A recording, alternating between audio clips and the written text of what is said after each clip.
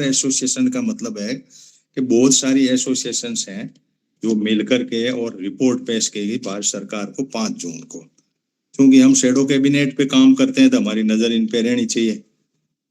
तब ढूंढा कि एसोसिएशन है कौन सी, तो ये एसोसिएशन तो मिली नहीं मुझे। ये किसान सभा और फलाने ये कुछ तो पार्टियों की बनाई हुई है, कुछ ये पंजाबियों ने ये जो रास्ता रोकते हैं करते हैं सड़कों वाले, ये तो लगा कि यार है कौन सी एसोसिएशन। फिर ढूंढते ढूंढते गूगल में मैं गया तो मुझे जो मिला वो मैं आपके बीच शेयर कर रहा हूँ, आप उसको रेक्टिफाई करना। All India farmers alliance IIFA के नाम से एक मिली, तो सरकार से लिंकअप है। और ऑल इंडियन फार्मर अलायंस एक NAFPO national federation of farmer producer FPO का इन्होंने क्या किया कि फेडरेशन बना दिया, बहुत सारे FPO मिलकर एक यूनियन बना दी, उसकी एक फाइफा बना दी, federation of all India farmer association. All India farmer association की उनकी फेडरेशन का मतलब बहुत सारे जैसे क्लस्टर बनाते हैं या जॉइंट वेंचर बनाते हैं उस तरीके से बना दी। और एक SFAC के नाम से यानी स्मॉल फार्मर एग्रीकल्चर कंसोर्टियम बना दिया, और नाबार्ड को भी जोड़ दिया, नेशनल कमीशन ऑफ फार्मर को भी जोड़ दिया। यानी सरकार जो है ऐसे लोगों के अंदर जो अपने से एफिलिएटेड हैं या वो सो कॉल्ड फेडरेशन बनाए हुए बैठे हैं, उनसे रिपोर्ट ली। और उस रिपोर्ट में उन लोगों ने जो काम किया उसके क्या काम था कि भाई रिपोर्ट 5 को हुआ, एग्रीकल्चर इश्यू पर हुआ, डेटा ऑन प्रोडक्शन का लिखा कि भाई कितना प्रोडक्शन हो रहा है, इन्होंने जांच पड़ताल की। यील्ड एंड मार्केट के बारे में इन्होंने कुछ सोच दिए, market condition along with any specific concern, और कोई स्पेसिफिक कंसर्न क्या क्या दिए कि रिक्वेस्ट टू गवर्नमेंट से रिक्वेस्ट की भाई इनके ऊपर की दो, production and yield data, market condition क्या है, और स्पेसिफिक कंसर्न के अंदर इन्होंने कहा कि भाई एक्सेस टू क्रेडिट और इरिगेशन का साधन कुछ करो, नेचुरल डिजास्टर आ रहा है जैसे FPO ये जो है आपकी फसल बीमा वगैरह इन पे करो, और तो उसका गवर्नमेंट सपोर्ट करो। और चौथा इन्होंने कहा पॉलिसी रिकमेंडेशन के अंदर कहा कि पॉलिसी चेंज करो, कुछ है उसमें इम्प्रूव एग्रीकल्चर सेक्टर है, एनास फार्मर है। पांचवा इन्होंने नेचुरल फार्मिंग के बारे में इस रिपोर्ट में लिखा। छठा इन्होंने मिलेट के प्रोडक्शन के बारे में लिखा। सातवां रिपोर्ट ऑन पल्सेज, ये तूर उर्द और मसूर के ऊपर अपनी रिपोर्ट में कुछ हवाला दिया। वाटर एबिलिटी दिया, वाटर मैनेजमेंट कैसे होगा, राजस्थान का विशेष है उसमें। क्रॉप डाइवर्सिफिकेशन का दिया, और access to credit and technology, ये बात इन्होंने इस रिपोर्ट में मोटी मोटी सी आई। अब अपन ने टॉपिक ये लिया गया यार सरकारी कृषि संघों के सापेक्ष मांग में सुझाव, ये कृषि संघ क्या है वो क्या है। अब ये यूं ही झंडा गाड़े बैठे रहते हैं कि एक बना लिया संघ अपना, टिकैत ने बना लिया, डलेवाल ने बना लिया, दर्शनपाल ने बना लिया, चडूनी ने बना लिया, इन्होंने अपना एक मांग पत्र दे दिया। तो ये मांग पत्र दिए बैठे हैं, उधर वो एक ढांचा एक पैरेलल खड़ा है। वो सरकार वैसे नहीं है, सरकार वैसे साइड में है, ऐसा नहीं सरकार का कोई उसमें ठप्पा है। लेकिन ये जो बने हुए हैं ना FPO बने हुए हैं तो सरकार के मार्फत बने हुए हैं, उन FPO का एक फेडरेशन बना दिया इन्होंने। तो मेरा सिर्फ फिर मतलब ये था कि हम अब शुरू जो करेंगे, बात जो करेंगे वो करेंगे कि क्या कृषि के औद्योगिकरण के जो तरीके हैं उसको तो मैं बाद में बताऊंगा, लेकिन किसान की परिभाषा जो है ना इन्होंने बदल दी। ये कहते हैं कि किसान इंडिविजुअली हम नहीं मानते, जैसे डल्लेवाल एक किसान को लेकर के वहां बैठा है तो वो मतलब नहीं है। FPO लेके कोई बैठा है, APC का फेडरेशन है वो बैठे हैं, वो लोग हैं जो किसान कहलाएंगे, उनके साथ हमारा डीलिंग रहेगा। हम उनको लोन देंगे, हम उनकी सेवा में रहेंगे, एग्रीकल्चर को बढ़ाने। अब हर कोई आदमी करके, जैसे स्मॉल फार्मर एग्रीकल्चर कंसोर्टियम है, ये साउथ का है, मेरे पास भी फोन आता है, मेरे को दिल्ली बुलाएगा आप आओ साहब करके। मैंने कहा यार मैं तो इसका विरोध करता हूँ FPO का। मैं तो कह रहा हूँ यार हमारे तो स्वतंत्र भारत के स्वतंत्र नागरिक हैं, और हम अपने हिसाब से अपनी खेती करके करें। हम तो अपने आप स्वयंभू एक राजा मानते हैं, हमारी टेरिटरी मानते हैं कि ये मेरा खेत है, हम मालिक है। आप कह रहे हो कि एक एपीओ बनाओ और वो एपीओ के अंदर 3 आदमी चुन लो। 3 आदमी जो है वो किस माइंडसेट के हो, क्या हो, जैसे हमने गवर्नमेंट चुनी। अब गवर्नमेंट वाले जो करें हमें दे दो। अब एपीओ वाला में आपने काम किया, काम जुड़ जाएगा, नहीं होता आपने खेत हैंड ओवर कर दिया, चाहे सॉल्व किया। अब मुद्दा ये बनता है कि यार ये औद्योगिकरण वाला जो रोड़ा चला है, कृषि का औद्योगिकरण की तरफ ये बढ़ा रहे हैं। तो इन्होंने क्लस्टर बनाए, क्लस्टर बना के एपीओ को फिट कर दिया। क्लस्टर नहीं बने मान लो, और कोई किसी ने नहीं दी, तो कहा एपीओ बनाओ और एपीओ को हम आपको एंटरटेन करेंगे, बाकी को नहीं। अब आपको कोई कह दे कि भाई देखो आप 10 आदमियों का 50 आदमियों का ग्रुप बनाओ और उनमें से 2 आदमी और हमारे से मांग करो। वैसे इनकी भी यही है, इनके पीछे भी बहुत सारे किसान हैं, उनमें से 2 या 4 मांग करने चले जाते हैं। अब कौन सा सही है, कौन सा क्या है, सरकार किसका मान रही है, क्या ये क्या भला है, वो क्या भला है, ये नई साइड में क्या दुकान है, कौन सी यूनियन है, कौन सा नहीं, हम किसके मेंबर बने। हमें भी यह होना चाहिए कि भाई आखिर एक इस प्रजातंत्र के इस देश के अंदर कोई मांग उठाने का प्लेटफॉर्म हर एक आदमी पैदा कर सकता है। मैं बैठे बैठे अभी कोई यूनियन बना लूंगा, अपना कर सकता हूं, लेकिन उसकी यूनियन की क्या हो, अस्तित्व, उसका दम क्या हो उस यूनियन के अंदर, जिसका कोई माना। जैसे इन्होंने तो रिपोर्ट दे दी साहब, इस पे मैंने डेटा पढ़े, ये रिपोर्ट है, तो ये कह देंगे देखो किसानों की फार्मर एसोसिएशन की रिपोर्ट हमें 5 जून को मिली और उन्होंने ये रिकमेंड किया, हमारा कोई उसमें है ही नहीं। हम सिर्फ इस बात के लिए ये है कि एक मांग पत्र दे दें, रास्ता रोक लें, आवाज दो हम एक हैं, और इस तरह के नारे लगा करके इंकलाब जिंदाबाद करके वहीं बैठ जाए, फिर डंडे खा के घर चले जाए, केस बना दे। है क्या आखिर ये ढांचा, क्या किसान इंडिविजुअली कहीं हेरिटेज रखता है? कहाँ रखता है साहब, किसमें? 6,000 रुपए में रखता है। इंडिविजुअली किसान को 5 किलो, किसान का मतलब नहीं, वो तो जनरल है, लेकिन 6,000 रुपए में इंडिविजुअल है। इंडिविजुअली किसान क्या रखता है, और कि 3 लाख की जगह 5 लाख हमने इंडिविजुअल को ये दे दिया। लेकिन किसान इंडिविजुअली अपनी मांग को या सरकार की सहायता को 2 के सिवाय नहीं ले पाता। यदि आपको कुछ करना है तो मल्टी स्टेट कोऑपरेटिव के ढांचे में आप पैक्स बनाओ, सेल्फ हेल्प ग्रुप बनाओ, एफपीओ बनाओ, एफपीसी बनाओ, उनके अध्यक्ष चुनो, और उन अध्यक्षों का ढांचा यह है कि उसकी चोटी सरकार के हाथ में। पैक्स है तो उसको सरकार कर रहा है, अमित शाह का डिपार्टमेंट है, कोऑपरेटिव का तो उसकी चोटी उसके हाथ में। इधर ये लोग हैं, इनकी चोटी हाथ में नहीं है। बिक जाना एक अलग चीज है, लोग कहते हैं साहब ये भी तो बिकते हैं, वो भी है, लेकिन चोटी इनकी हाथ में नहीं है। दल्लेवाल ताड़ के सो गया तो सो गया, सड़क पे बैठ गया तो बैठ गया। अब दोनों में कौन सही? क्या वो कुछ ज्यादा उसके अंदर इंटेलिजेंट लोगों का ग्रुप है, या दादा किसान है, क्या है वो फेडरेशन है सारे के सारे। और उन्होंने रिपोर्ट दी है। अब रिपोर्ट पूरी मुझे मिली नहीं, आप भी देखना, क्यों मैं एकदम से, इसलिए मैंने शुरुआत में अपने मैं कह दिया कि देखो मेरा अपना सोच है, मुझे ये लगा। अब हो सकता है इनकी बराबरी यही कर रहे हो, मान लो ये चटोनी लेके जा रहा, मांग पत्र तो ठीक है भाई रख दे, लेकिन वो तो रिपोर्ट दे, सलाह दे सरकार को, और लंबी चौड़ा रिपोर्ट के अंदर नेशनल फार्मिंग का, मिलेट प्रोडक्शन का, नेचुरल फार्मिंग रिपोर्ट और पल्सेस की दे, वाटर एबिलिटी की दे, क्रॉप डाइवर्सिफिकेशन की दे, तो वो साहब उन्होंने दिए। है कौन आखिर जो सरकार को सलाह देने वाले लोग? हम क्यों नहीं हैं? हम हैं तो उनके मेंबर बनने में हमें क्या प्रॉब्लम आ रही है? क्या हम उसकी चोटी सरकार को नहीं देना चाहते? तो ये जो बात खड़ी हुई है, इस बात के ऊपर मैं बड़ा कंफ्यूज हो गया कि यार ये रिपोर्ट आई है, इस रिपोर्ट का पूरा हवाला तो मुझे नहीं मिला, मिले तो देखूं करूं क्या है इसमें, इस रिपोर्ट की क्या खासियत है, क्या इस रिपोर्ट की वैलिडिटी है। यूं तो बहुत आया, जैसे एक national commission of farmer Swaminathan वाली रिपोर्ट है, ये भी है, तो ये भी एक रिपोर्ट आई है। आपसे रिपोर्ट कोई नहीं मांगता, बस आप तो एक मांग पत्र खड़ा करते हो और झंडा लेके चल देते हो। रिपोर्ट सलाह वाला आपसे नहीं ली जाती। और कहने को लिए ये कहते हैं कि साहब हमने इतने करोड़ लोगों किसानों को किया, वो किया, वो इसमें गिन लेते हैं। तो ये 2 फाड़ बिजनेस किसानों का हो गया। किसान कहीं कौन सी रिपोर्ट में क्या है, कैसे करे, हम कहाँ हैं, किसके मेंबर बने नहीं बने, अपने आपस में ही लड़ रहे हैं। हमारे ये ये छोटे मोटे जो बने हुए बैठे हैं, स्वयंभू लीडर बने बैठे हैं, ये आपस में लड़के बैठ रहे हैं, इनकी कोई वैलिडिटी कुछ भी नहीं, आपकी कोई सलाह नहीं। आपसे कौन पूछ रहा है कि आपको क्या होना चाहिए, कौन नहीं होना चाहिए?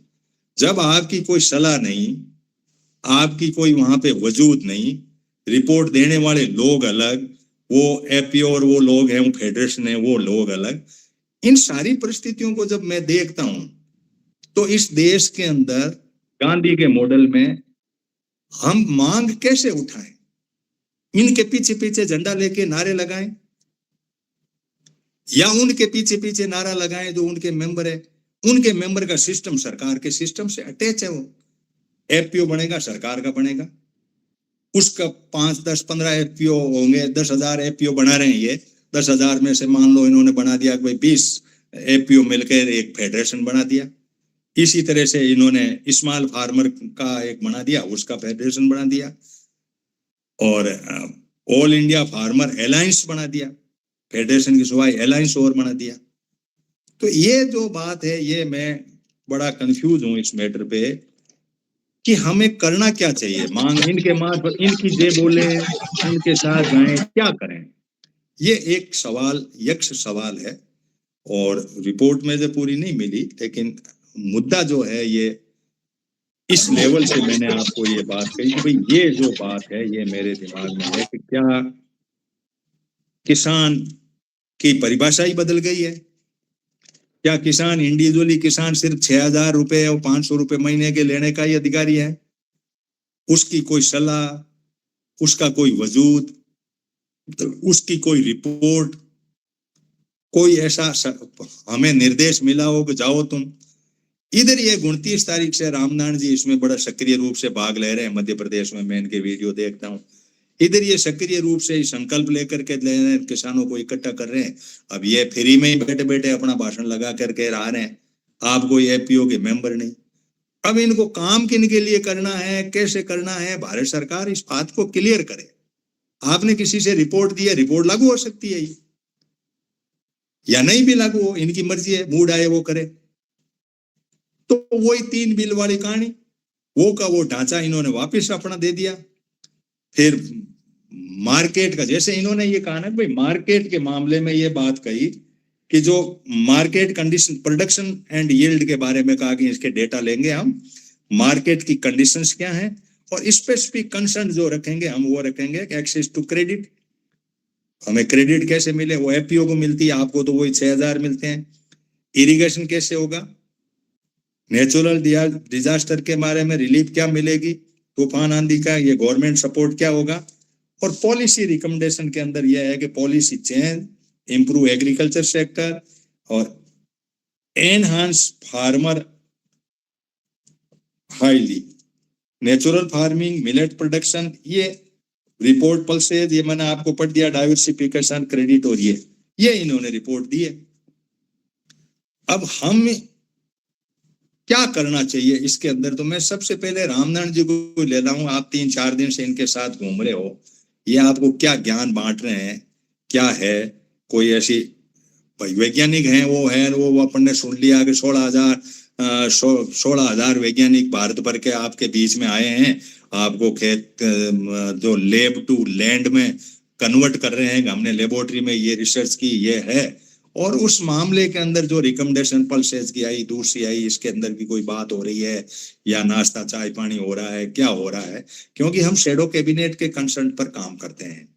छाया मंत्रिमंडल का मतलब है कि पहले हमने देखा 29 तारीख से चौधरी चरण सिंह की जयंती थी, इसलिए बाकी तो इनका आगे था, 15 जून से था, तो वो उससे लेकर के 12 तक इनका है। 12 में अपने में से मैंने सबको कहा भी था कि मैंने कहा कहीं कहीं हो तो अपनी जाओ और देखो कि क्या करते हैं ये लोग, और करते हैं तो किसकी माने? जैसे आप मान लो किसी शादी में गए या कहीं किसी कार्यक्रम पे गए, आपको सुनना है, चुपचाप रवाना होना, आपका मांग करो या कोई बात को उसका वजूद नहीं हो, तो उस मीटिंग में क्या जाना है, क्या हड़ताल करनी है, क्या कोई एसोसिएशन बनानी है, क्या करना? मतलब पता तो करो कि ये है क्या, भला क्या है ये लोग? क्यों गवर्नमेंट का इंटरमिक्स काम है, सब गवर्नमेंट और ये लोग सब मिले हुए। अब इसको यूनियन कहें या फेडरेशन कहें, क्या कहें? जैसे गेम्स है, मैं गेम्स से 35 साल से जुड़ा हूँ एसोसिएशन से, राजस्थान का वाइस प्रेसिडेंट भी हूँ। गेम्स का यही ढांचा, ओलंपिक संघ आएगा, ये आएगा, लेकिन चोटी हमारी सरकार के हाथ में। बिना चोटी के ये लोग हैं, ये क्यों मातापूरी कर रहे हैं, हमें क्यों मेंबर बना रहे हैं? जसाराम जी बहुत ट्राई कर रहे हैं, इन्होंने कोई 2-4 लाख रुपए खर्च कर दिए होंगे यूनियनों के मीटिंगें कराने के अंदर। आप टिके साहब बुलाए, राज चडोनी जी बुलाए, राज और सुमन हुड्डा जी बुलाए, लोगों को इकट्ठा भी किया, गाड़ियां भी घूमी, सबका किया। अरे तो क्यों घूमी भाई? कोई वजूद ही नहीं है तो क्यों घूमी? ये संकल्प वाला कर रहे हैं, रामनारायण जी घूम रहे हैं, वजूद ही नहीं तो क्या आपकी कोई सलाह ही नहीं? आप हो क्या, हस्ती क्या हो वहां? आप ठीक है, संख्या बल कम पड़ रहा था, आपको भी लेक्चर देने के लिए दे दिया, आपके वीडियो हमने सुन लिया आपके। तो मतलब ये मुद्दा बहुत बड़ा है। वैसे who is the farmer? Farmer FPO वाले लोग ही हैं, उसमें जो उस बाड़े में घुसे हुए लोग किसान कहलाएंगे। इनका ये मॉडल आ चुका है। फिर रूपचंद जी से कहूंगा कि वो इंटरनेशनल मॉडल है, ये कोई इंडिया का मॉडल नहीं है। ये जो हमारे ऊपर शासन करने वाले लोग हैं, व्यक्ति को स्वतंत्रता नहीं दे रहे हैं। व्यक्ति फार्मर नहीं है, एक ग्रुप फार्मर है, ग्रुप के 2-3 हेड हैं। ये हमारे सामने मोटा सा यक्ष सवाल ये है। तो रामनारायण जी आप कह दो, फिर मैं रूपचंद जी को लेता हूँ। जी सर, बिल्कुल इसी मुद्दे पे है। और जैसा कि आपने बताया कि मैं 3 रोज पूरा सरकारी अमले के साथ था। आज मैंने छुट्टी ली है, सुबह 8 बजे से शाम को 6-7 बज जाती है। रोजाना 3 ग्राम पंचायत करते हैं। अब इनका सारे के सारे डिपार्टमेंट साथ में है। और किसानों की सही पूछो ना, तो मैंने पूरी रूपरेखा देखी और जब चर्चा करी तो किसानों का इंटरेस्ट है ही नहीं। पहली बात, उनको जानकारी का अभाव इतना कम है कि कुछ भी नहीं। और ये जो अभी जो इनका जो पखवाड़ा चल रहा है, इसमें कोई नई योजना है ही नहीं। जैसे आपने मेरे को बोला ना था, वो जो है वो नए जो बीज इनके जो आए उनके बारे में चर्चा करनी थी। वो बीज के बारे में इनको कृषि विज्ञान केंद्र को मालूम नहीं। बोलो कितनी बड़ी बात। जो मतलब जो रीढ़ की हड्डी आईसीआर से जुड़े और इन लोगों बोले हाँ, वो जुलाई अगस्त में जो है वो बीज जरूर जो है वो प्रधानमंत्री जी ने लॉन्च किए थे। लेकिन इनके बाद आज तक ना कोई जो है वो 1 ग्राम बीज पहुंचा है, ना कोई उसकी जानकारी है, ना कोई उसके की रूपरेखा है। तो ये कुछ है ही नहीं इनके पास। ये बस अब यही है, अभी पुरानी डर रहा है इनका, जो इनका टाइम पास हो रहा है। मैंने जो देखा है, मतलब 15 दिन तक टाइम पास होगा। और टीम जरूर लगी है इनकी पूरी कृषि विज्ञान के अंदर की जो है 4 वैज्ञानिक है, तो चारों को 4 जो है गाड़ियां दे दी। उसके साथ कृषि विभाग वाले 1 आदमी, उद्यानिकी विभाग वाले 1 आदमी, मशीनरी वाले 1 आदमी, हॉर्टिकल्चर, इस टाइप से सभी 1-1 लोग उनके साथ। करीब करीब 15 आदमी का जत्था इनके साथ जो है चल रहा है। और जहां जहां भी गांव में जा रहा हूँ, और आपने देखा मैं जब चर्चा करता हूँ तो मैं थोड़ी सी, अब ये जो टेक्निकली बात तो ये देखो, ये दवाई डालो, वो दवाई डालो, जो आज से जो 10-20 साल पुरानी जो इनकी किताबों में लिखी, बस वही, इसके अलावा कुछ नहीं है। वो जैविक खेती करो, एक भैंस पालो, मुर्गी पालो, ये कुटीर उद्योग लगाओ, ये छोटी मोटी जो जनरली चर्चा है वो अपने अपने विभाग के लोग सब बताते आ रहे हैं। मैं थोड़ा उनका मनोज्ञान बात दूसरी ढंग से करता, भाई आप लोग यहाँ क्यों आए हैं, आप लोगों को शासन प्रशासन क्या कर रही है, इनकी योजना जो है, ये योजना तो खैर जनरल योजना निकलती, लेकिन बड़े लेवल पे ये जो जहाँ काम करते हैं वहाँ मैं एक ग्रुप भी चलाता हूँ, उसके अंदर डेली जो है वो आप लोगों पे चर्चा करता हूँ, भाई इनके जो आंकड़े सही दिन से बात करो। आज ये 16,000 वैज्ञानिक जो है गाँव में घूम रहे हैं, तो जो इनके मार्फत केंद्र की योजना है क्या है, आप लोग क्या कर रहे हो, एबीसीडी भी नहीं मालूम। बस खाली वो अभी एक राजस्थान में थोड़ा सा क्या बहुत बड़े लेवल पे हुआ है, जो डीएपी और इसका बीज का जो घमासान मचा, बस वो सब, वो कैसे क्या हो रहा है, अरे वो कैसे क्या हो रहा है, तो तुम जागरूक बनो ना। यहाँ मध्य प्रदेश में भी मुद्दा उठा, वैसे यहाँ लोगों के पास जाओ, जितने डीलर है उनसे जो है वो बात करो, और उनके खाद की या दवाई की या बीज की, इनसे जो है आप जागरूक तो बनो। मैं तो उनको सीधा सीधा निशाना मारा मैंने, जहां जहां भी मैं जाऊँ। ठीक है रामनारायण जी, मैं आपका जानकारी ले ली आपसे, सब साथियों के साथ शेयर कर दी कि वस्तुतः क्या है। बेसिक बात यह है कि जब सरकार कोई पॉलिसी बना रही है, और उस सरकार की पॉलिसी के अंदर बहुत बड़ा पूरे हिंदुस्तान में 16,000 वैज्ञानिक घूम रहे हैं, आईसीआर के दूसरे बहुत तगड़े तगड़े वैज्ञानिक घूम रहे हैं, और लेबोरेटरी में जो काम हुआ किसान के लिए, उसको ये लैब टू लैंड का इनका प्रोग्राम है, ये सारा कुछ है। और इधर ये लोग बैठे हैं, इनको कोई नहीं पूछ रहा। इनको यूं मान रहे हैं कि वो, जैसे मोदी ने कहा था ना कि वो क्या कहते हैं, वो हड़तालवादी, क्या वो उसमें मान लिया इन्होंने कि भाई चलो इनका तो काम ही हड़ताल करना है, नारे लगाना है, ये लगाते फिरे। पहले कॉमरेड लगा रहे थे, आंदोलन जीवी, आंदोलन जीवी। हाँ, तो अब ये आंदोलन जीवी लोग हैं, इनको कोई इसमें ये प्रोग्राम में कोई बुला नहीं रहा है। इतने बड़े आंदोलन के इतने इनके मेंबर हैं, इनके सब कुछ है, वो सारा ढांचा एक तरफ चल रहा है और बड़े आराम से प्रचार हो रहा है, वो कर रहा है। आपको तो मैंने काफी कुछ एक बार डॉक्यूमेंट भेजे, वो किया। मैंने कहा रामनाथ जी आप मैंने बताया था सर कि वो जो नहीं, आपने इंटरेस्ट लिया, अच्छी बात है। एक पता है लोगों को, ये बात आनी जरूरी है कि आखिर हम हैं क्या। मतलब भाई जैसे फूफा जी चलते हैं ना शादी में, तो फूफा जी को कोई नहीं पूछता। वो फूफा जी की तरह आप बैठे हुए हैं, दलेवाल जी बैठे हुए हैं, वो टिकैत बैठा हुआ है, तो फूफा बन के जीना है या क्या करना क्या है क्या हम संवैधानिक व्यवस्था क्या। तुम मेरे पे हमारे से भी रिपोर्ट ले लो। इनको कोई मान्यता या मान्यता नहीं है तो छोड़ो, इसको बिखेरो, कोई नया कुछ फेडरेशन बनाते हैं, कोई और नई कहानी बनाते हैं यार। कोई एक तरीका तो हो देश के अंदर करें। रूपचंद जी आप इसमें इंटरवेन करें, फिर मैं जशाराम जी को लूंगा। ये इस यूनियनों के अंदर काफी अटैच पार्ट है, इसलिए इनको कहूंगा भाई अब आप बताओ हमें क्या करना चाहिए। रूपचंद जी क्या सोचते हैं? हमें कोई नहीं, फूफा की तरह में खड़े हैं। मैं थोड़े से पॉइंट लिख रहा हूँ, मुझे 5 मिनट का टाइम दे दो, मैं पॉइंट लिख रहा हूँ 2-3। चलो ठीक है, फिर मैं जशाराम जी को। जशाराम जी आप बताओ, मैंने जो वर्णन किया, मैं ये नहीं कह रहा हूँ 100% आप फूफा जी को कोई नहीं पूछता, कोई इंटेलिजेंट फूफा है तो पूछते होंगे, तो उसको जो लोग ज्यादातर कोई दलाल कह दे वो कर दे तो हो सकता है।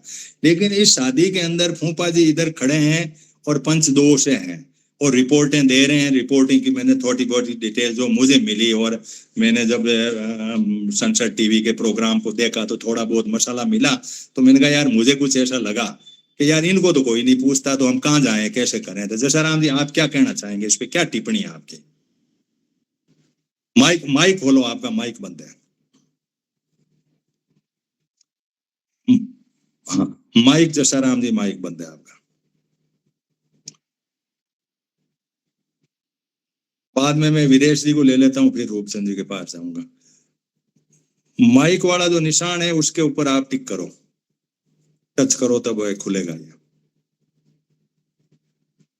आप तो आते रहते हैं ना मीटिंग में, जानते हैं।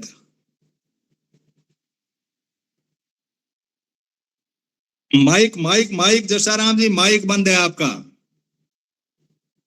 माइक बंद है। आप बोल रहे हैं लेकिन माइक बंद है। जशाराम जी का माइक खोल नहीं रहे हैं, ये एक तरफा कार्रवाई हो रही है। माइक ने आप ही का बंद कर रखा है? मैंने तो बंद नहीं कर रखा है। नहीं, हाँ आप खोल दो, आप खोल दो।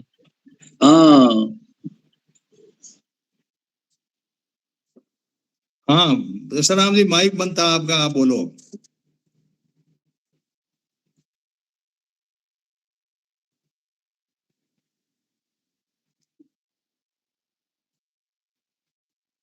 क्या मेरा माइक बंद है? क्या लफड़ा है? आवाज क्यों नहीं है? नहीं आपका चालू है, हो सकता है आपके यहाँ से बंद हो गया हो, तो आप खोल दो उसको। नहीं, मेरे यहाँ से बंद नहीं है, मैंने देख लिया ना इनका, मेरे यहाँ से बंद नहीं है। इन कॉल में से माइक बंद नहीं है। जसराम जी माइक बंद है आपका। वो कुछ ऐसा ही बता रहे हैं कि शायद उनको नहीं खुल रहा हो। अब वो एक तरफा कार्रवाई होगी, अपनी सुनी नहीं रहे ना, इनके पास में बात नहीं जा। जसराम जी माइक बंद है आपका, माइक खोलो। जसराम जी आप हमारी आवाज सुन रहे हैं क्या? आवाज नहीं आ रही, आवाज अनम्यूट करो माइक को। नीचे माइक का एक निशान आ रहा है, कैमरे का माइक के निशान को टच करो, हैंड का आ रहा है, तो उसके बीच में माइक का, वो माइक का बटन दबाएं।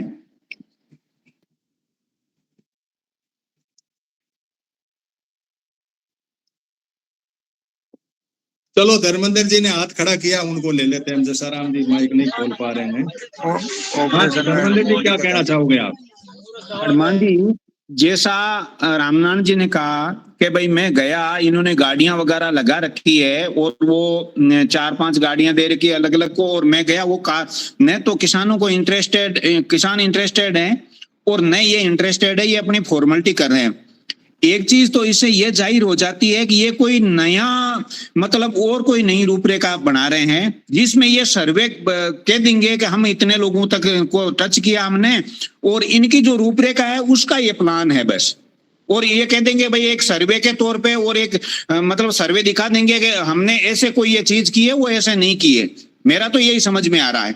बिल्कुल साहब, मैं आपकी बात थोड़ी सी आगे बढ़ा दूं। वही इनके इतने दस्तावेज है उसमें सारे किसानों के, जिसमें उनको ग्राम सेवक को बोल दिया कम से कम 60 से 70% डमी किसानों के भी नाम लेके सिग्नेचर करके सचिव और सरपंच की साइन हो गए, रोज शाम को जो हो फोल्डर बन के जो हो जाता है।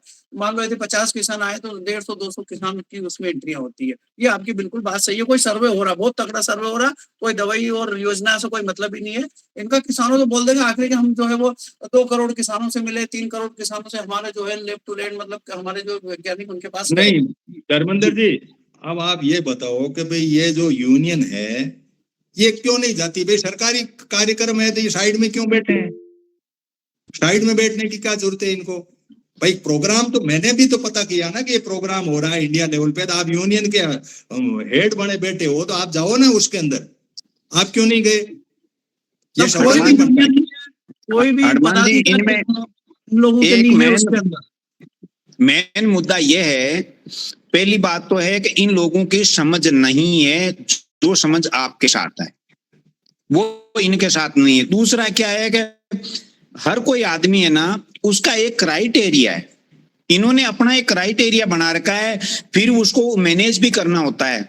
शॉर्ट रूप में कह दे तो ये एक तरह से जो दुकानों का सिस्टम भी इसको बता सकते हैं, उनको मैनेज करने में आधी से ज्यादा जो ताकत है ना, इनको अपने आप को, इनके संगठन को, इनको अपने आप को स्टेबल करने में ही खर्च हो रही है। फूफा जी को कोई नहीं पूछे और फूफा जी बन ठंड के तैयार होके मूंछों के ताव लगाए तो इससे क्या परिणाम आता है? 1 मिनट और मैं बता रहा हूं, क्लियर कर देता हूं। इसमें क्या है कि दूसरा, इनको जो अधिकार है वो भी मालूम नहीं है इनको। जब ये सारी संस्थाएं रजिस्टर्ड है, गवर्नमेंट से रजिस्टर्ड है, भाई कोई भी किसान यूनियन है रजिस्टर्ड तो है ना, तो इसके भी तो अधिकार बनते हैं ना। वो वहां तक इनकी सोच नहीं है। प्रॉब्लम ये है भाई, आप वाली सोच तो नहीं है, ये भी एक वो इतनी चाह नहीं है। और मेन जो है वो इनको अपना संगठन बचाना, मार्केट में अपने आप को मतलब अवेलेबल रखना, ये इन्हीं में जूझ रहे हैं। मेन कारण यही है। धन्यवाद। ठीक है रूपचंद जी, आपने एंड रेज किया। अब आप बताइए इसकी फिलोसॉफी थ्योरी क्या है, आखिर ये क्यों कर रहा है, क्या क्या है इसमें अपना ये है कि प्रेजेंट जो जिस क्राइसिस में सारी दुनिया फंसी है ना, उसमें हम जितनी सूरतें हैं दुनिया की, उसको हम 2 कैटेगरी में बांट लेते हैं। एक वो है जो जीवनदायक है, जो मार्केट से मिलती है आपको मगर जीवनदायक है, जैसे साफ हवा, साफ पानी, poison free fruit, poison free food, जहर मुक्त भोजन, एक लिविंग हेल्दी टेम्परेचर और एक इंसानी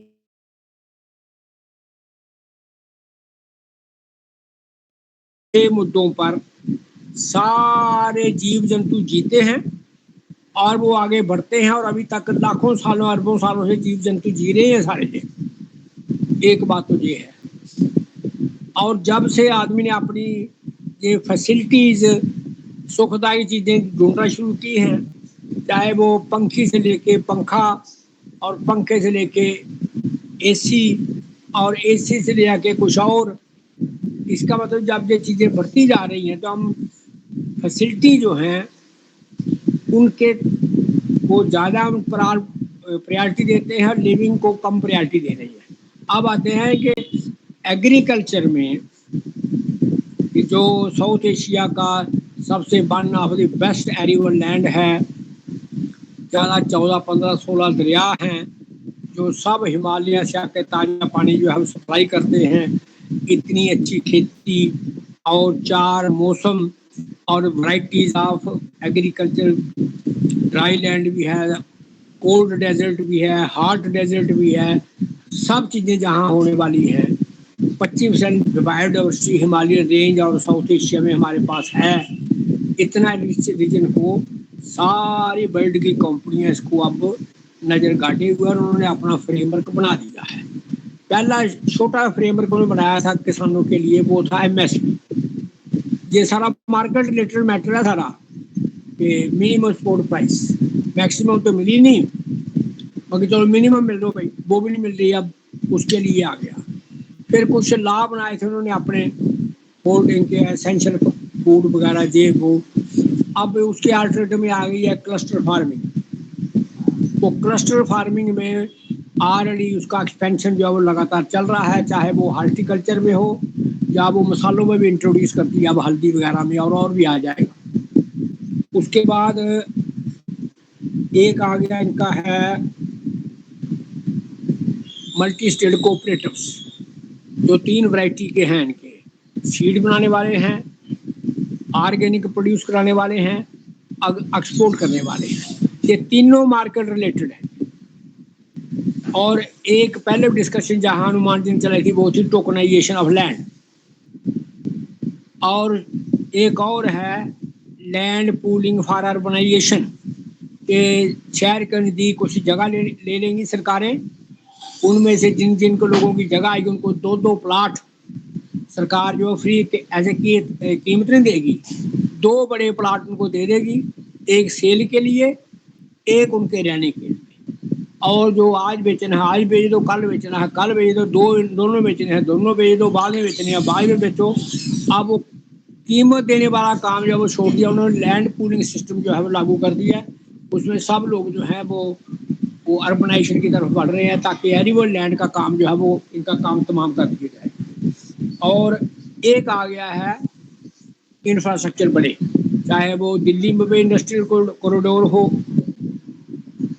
अपना अमृतसर कलकत्ता। मैं थोड़ा सा इंटरवेन कर रहा हूँ रूपचंद जी आपको। मैं सवाल अपने सामने यक्त ये है कि आप इंडिविजुअल किसान से हटके और एक ग्रुप के रूप में किसान को माने और उसी को सहायता करें, उसी के लिए सारा कुछ ढांचा खड़ा करें, उसी की बात को माने, उन्हीं से रिपोर्ट लें, इंडिविजुअल किसान साइड में हो गया, तो इसके साइड इफेक्ट क्या होंगे? हम आज की तारीख में भारत का माइंडसेट ये है कि मैं स्वयंभू हूँ, मेरी अपनी धरती है, मैं यहाँ का मालिक हूँ, ये मेरी टेरिटरी है।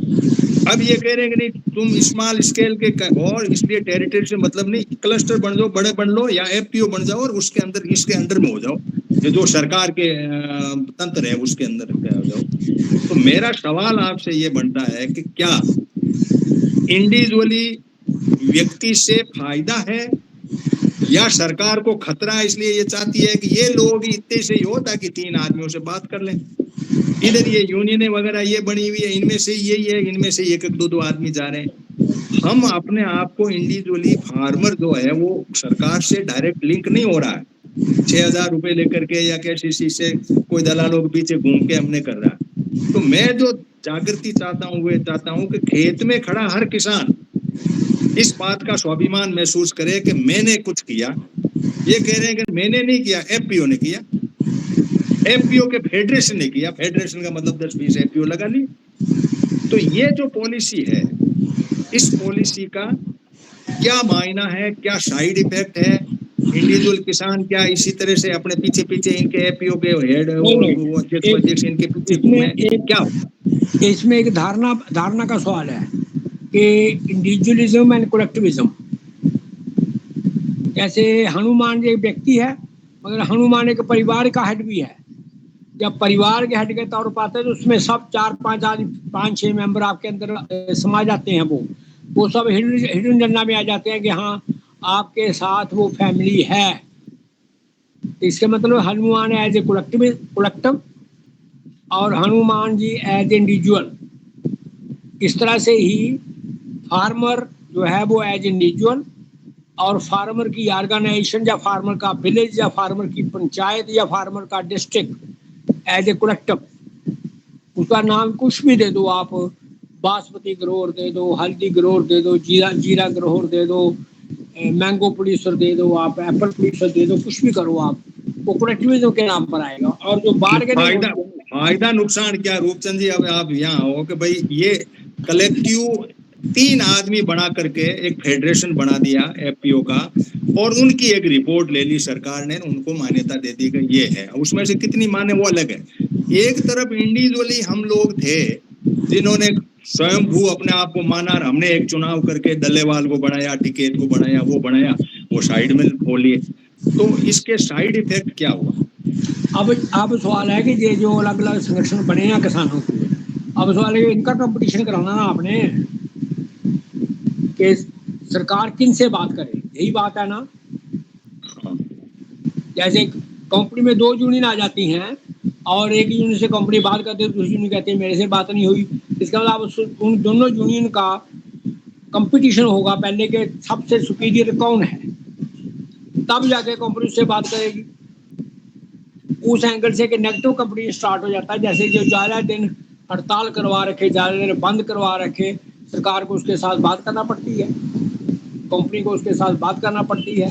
चलो, मैं काफी और भी साथी है रूपचंद जी, आप डीपी सिंह जी, आप क्या सोचते हैं? डीपी सिंह जी, आप बताइए, आप क्या सोचते हैं कि ये जो ढांचा है, ये ढांचा, जैसे पंचायत के आप हेड हैं, सरपंच को पूछ लिया, दैट इज फाइनल, इसके लिए ग्राम सभा बनी, ग्राम सभा में कुछ निर्णय हुए, इस तरह की व्यवस्था हुई, तब हमने देखा भाई एक डेमोक्रेसी का हिस्सा हुआ, पार्टिसिपेटरी डेमोक्रेसी के लिए हम लड़ रहे हैं। यहाँ हमारा जो संघर्ष की बात यह है कि तुमने यार ऐसे फेडरेशन बना के 2 फेडरेशन के एक अध्यक्ष को पूछ लिया, कर लिया, और बाकी यूनियन साइड में हो गई। तो या तो सरकार ऐसा ढांचा खड़ी करती, ये जो अभी चल रहा है जिसमें रामनारायण जी वगैरह जा रहे हैं, तो एक तो हम गए नहीं वहां, पार्टिसिपेशन ही नहीं हमारी कोई यूनियन है वहां नहीं जा रही, इंडिविजुअली कोई काश्तकार गया चला गया।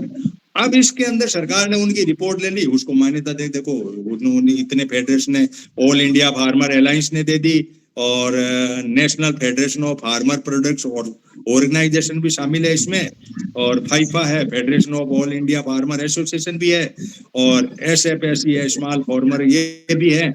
और ये जो है इधर चटनी ग्रुप, टिकैत ग्रुप, ये फलाने हैं, ये नहीं गए, साइड में हो गए, आंदोलन दीदियों की श्रेणी में अपना टाइम पास कर रहे हैं, और हम उनके झंडे उठाए घूम रहे हैं। अब हम बड़े कंफ्यूजन है कि यार जाए कहाँ, कोई तो हो जो हमारी बात को वहां तक पहुंचाए। तो या तो हम ऐसा कोई मॉडल बने जिसके अंदर हम ग्राम सभा के मॉडल पर हो, जो ये भी आ जाए, ये भी आ जाए, फिर तय हो भाई चलो ये मांग पत्र होगा, जैसे हमने बहुत सोच के MSP का मांग पत्र बनाया। अब ये इसमें ला ही नहीं रहे अपनी रिपोर्ट में MSP को, ये दूसरे मुद्दे ला रहे, और MSP वाली रिपोर्ट भी आने वाली है, इनको ये करना। तो डीपी सिंह जी, आप क्या इस पर चिंतन देंगे? सरकार ने पंचायतों का तो अस्तित्व समाप्त कर दिया। आपने पुरानी किताब पढ़ी है जिसकी आप बात कर रहे हैं, जिस उद्देश्य से बनाई गई थी पंचायतें, अब वो समाप्त हो गया। ये भी सरकार की एक एजेंसी टाइप हो गई, और वो भी किस तरह पैसा जो गाँव को मिलता हो कैसे वसूल कर उन्हें वापस मिले ऊपर तक। तो मुझे तो कुछ ऐसा समझ आता नहीं। जो प्रो सरकार है उन्हें वो लोग बुलवाते हैं, जो सरकार की नीतियों का विरोध करते हैं उन्हें तो दूर रखते हैं। रही टिकैत की इनकी बात, ना तो इनमें इतनी योग्यता, जाके भी करेंगे तो क्या करेंगे, वो गोला लाठी देंगे तो और क्या करेंगे। विद्वान लोग जाने चाहिए, और चलाना, ये संगठन चलाना, भीड़ इकट्ठा करना इनका काम है। लेकिन वहां भी कोई कायदे की बात नहीं होती, वहां भी बस ले लो या टोल बंद कर दो, साला फिर पैसे देने शुरू कर देता। ये भी अपने उद्देश्य से भटके हुए हैं, इन्हें अपने संगठन चलाने हैं, और वो उल्टे सीधे कामों से संगठन चल रहे हैं। अब कोई उद्देश्य रहा नहीं है। पहले शुरू में जब बने थे हर चीज में बुराई आ जाती है, कुछ टाइम, लंबे टाइम तक चलने के बाद, चाहे कोई सी मैथोलॉजी हो, कोई सा सिद्धांत हो, धीरे धीरे जितना टाइम गुजरता जाता है उसमें कमियां आती जाती हैं।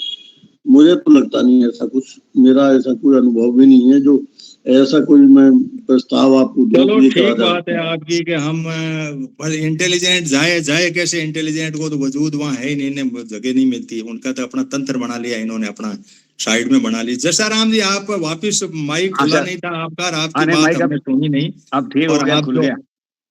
हाँ, अब आप बोलो, आपने जो बात कही ना, इतनी यूनियनों में आप आते जाते रहते हैं, करते हैं, तो ये तो साइड में वो फूफा जी हो गए, शादी में फूफा जी को कोई नहीं पूछ रहा है, खड़े हैं साइड में, मतलब ऐसा सर मेरा तो यही था, यहाँ पर किसानों को संगठित करके उनको जो हक है उनके खिलाफ जो सरकार निर्णय लेती है वो उनको बताना है, और उसके बाद ही लोग आते ही नहीं। अब जो आप अभी यह बात कर रहे हो ना AP1 फेडरेशन की, तो उनको नाम ही नहीं, पता ही नहीं क्या हो रहा क्या नहीं हो रहा।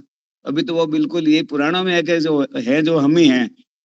अभी भी वो मतलब संगठित नहीं हो रहे हैं ना। जब तक संगठित नहीं होते तो कोई सब ये फेडरेशन ही आगे आएगा। अब आप कह रहे हो सरकार किसकी मानेगी, तो सरकार तो फेडरेशन की मानेगी, क्योंकि फेडरेशन सरकार के खिलाफ मांग नहीं करती। और इंडियन किसान तो अपने हक की बात करेगी, सरकार के खिलाफ ही होगी। और जहाँ तक अब इन्होंने जैसे अब किसानों का क्लासिफिकेशन कर दिया, जैसे 6,000 सबको थोड़ी मिल रहे हैं, 6,000 बहुत कम किसानों को मिल रहे हैं, तो अब सब मिल नहीं रहे 6,000। अब उसमें एग्रीकल्चर में भी किसी में जैसे मान लो शेड्यूल कास्ट है, लघु किसान है, उसको 95% सब्सिडी है, आम किसान को 50%, उसमें भी क्लासिफिकेशन हो गया। तो सारे किसान एक तो हो नहीं सकते, एक नहीं है। और ये कुछ समझना मैं चाहते, इतना ट्राई की मैंने आपके सामने की, आपसे शुरुआत की मैंने, तो 2 इतने लोग अब आए। अब जैसे 5,000 तक आंकड़ा पहुंचा, लेकिन पहुंचा है, लोगों में जागरूकता आई है, लेकिन वो भी नहीं आई जो आपने अभी आज बातें कही ना, एफपीओ और फेडरेशन, उनको इसके एबीसीडी बिल्कुल मालूम नहीं, क्या हो रहा क्या नहीं हो रहा। सरकार की पॉलिसी तो जसाराम जी बिना जाने हुए हम युद्ध ही नहीं लड़ सकते। सरकार से ही तो लड़ रहे हैं ना। सरकार के पास में हथियार कौन सा है कि एफपीओ है। वो एफपीओ के अध्यक्ष से आपके इस अध्यक्ष को टिकट से फाइट करा रही है। एफपीओ के अध्यक्ष का वजूद है, उसके पास मेंबर हैं, उनके पास पैसा है, उनको सहायता देते हैं, वो काम कर रहे हैं, उन्होंने मार्केट को कैप्चर कर रखा है, पूरा तंत्र है उनके पास। ये सिर्फ सड़क पे अपना वो जैसे डीपी सिंह जी ने कहा, बस वहां जाके टोल रोक लिया, वो कर लिया, रोड़ा कर लिया। नहीं तो फिर अगर इतनी बात है, नहीं अगर इतना ज्ञान हो जाए हम सबको, तो हमको यूनियन, हम आंदोलन नहीं कर सकते, फिर तो सब सरकार के फेवर में सोचना पड़ेगा। जैसे आप संगठन की बात कर रहे हैं कि संगठित कर दो लोगों को, अरे संगठन करके तो सरकार बदल लोगे, सरकार बना लोगे, लेकिन जो चीज हो नहीं सकती उस पर विचार क्या करना। नहीं, जैसे धर्मेंद्र जी ने बात कही ना कि भाई ये भी तो रजिस्टर्ड है ना, तो ये लाइन क्यों नहीं पकड़े भाई। रजिस्टर्ड है तो ये जैसे सरकार की योजना है तो जाओ उसमें टांग अड़ाओ, नहीं माने तो नहीं माने, लड़ो भाई। हम ऐसा तो है, फूंपा तो है ना, कम से कम फूंपा की चले नहीं, वो अलग बात है। नहीं, रजिस्टर्ड और वजूद तो है ही ना हमारा। रजिस्टर्ड और गैर रजिस्टर्ड में फर्क क्या है, बस ये बता दो। रजिस्टर्ड चंदा ले सके, कोर्ट जा सकता है उस नाम से, दूसरा आदमी कोई उस नाम को इस्तेमाल नहीं कर सकता, और अनरजिस्टर्ड वो सारे काम कर सकते हैं जो ये भी नहीं कर पाते। ठीक बात है। तो वीरेश जी, अब आप लिखते रहते हैं पेपर में, इस रिपोर्ट को लेवो, देखो किसने दी, क्या लिखा, थोड़ा बहुत मुझे जो मिला ज्ञान, मैंने इसलिए पहले शुरू में ही मेरे उद्बोधन में कह दिया कि मैं 100% इसमें मेरा कोई मटेरियल नहीं है मेरे पास में।